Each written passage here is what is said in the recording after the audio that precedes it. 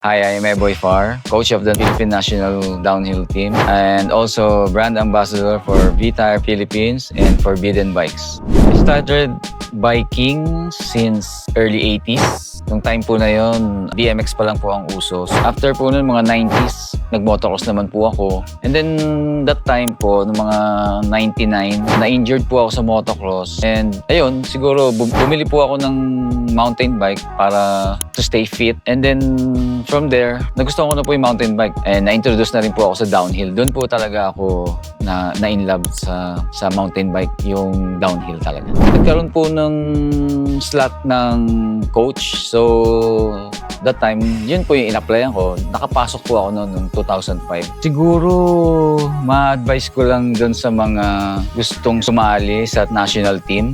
Start them young. Hayaan nyo lang muna silang ma-hook hanggang sa ma-develop po yung skills nila. And then, siguro, at the time na mga mag-15 sila, that's the time na siguro kung talagang gusto nila magseryoso, training talaga sila ng maayos para ma-reach nila yung level ng elite. Yun, pinakamaganda talaga mag-start ng mas bata talaga.